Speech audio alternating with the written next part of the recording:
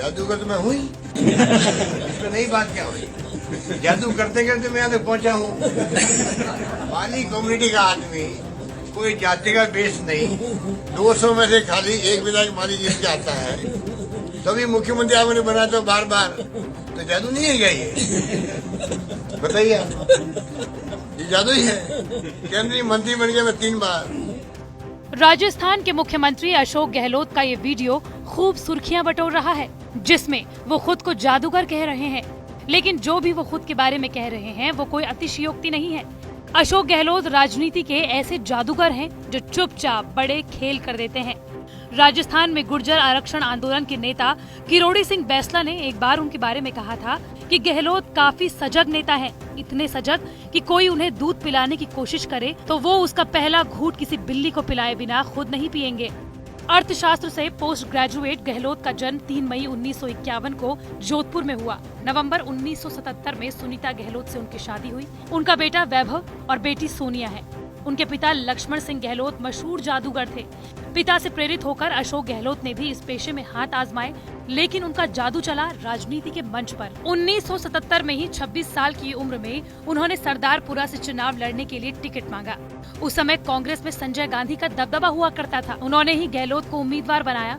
इस चुनाव के लिए उन्होंने बाइक तक बेच दी और उससे मिले पैसों से पूरा चुनाव लड़ा। एक करीबी दोस्त के सैलून को चुनावी कार्यालय बना दिया, लेकिन विधायकी के लिए पहले टेस्ट में गहलोत नाकाम रहे। उन्होंने इस शिकस्त से हार नहीं मानी। ठीक 3 साल बाद 1980 में जोधपुर लोकसभा सीट से उन्हें टिकट मिला और वो सांसद बन गए। इसके बाद वे राजनीति की हर एक कसौटी पर खरे उतरते गए। गहलोत की पहचान गांधीवादी नेता के रूप में होती है, लेकिन अपने विरोधियों को निपटाना भी गहलोत की एक पहचान है।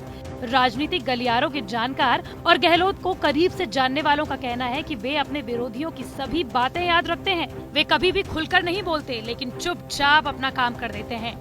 गहलोत काफी लो प्रोफाइल रहते हैं, लेकिन बड़े बड़े कदम उठाने से पीछे नहीं हटते। 2012 में आसाराम बापू को रेप के आरोप पर गिरफ्तार करना हो या 2003 में बीएचपी के पूर्व तेज तर्रार नेता प्रवीण तोगड़िया को जेल में डालना, इन फैसलों से अशोक गहलोत कभी पीछे नहीं हटे। गहलोत ने राजस्थान ही नहीं बल्कि देश के अन्य राज्यों में भी कांग्रेस की नैया पार लगाने में भरपूर मदद की।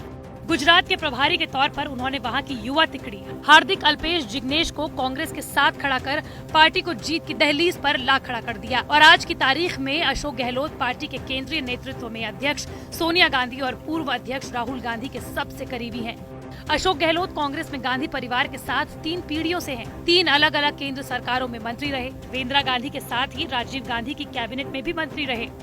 बाद में नरसिम्हा राव सरकार में भी वे मंत्री रहे। अब वो गांधी परिवार की तीसरी पीढ़ी यानी राहुल और प्रियंका गांधी के साथ मिलकर सियासत के नए दांव पेच खेल रहे हैं। उनके दांव पेच कितने पक्के होंगे, इस बात का अंदाजा इसी बात से लगाया जा सकता है कि उनके सामने सचिन पायलट की भी न चली।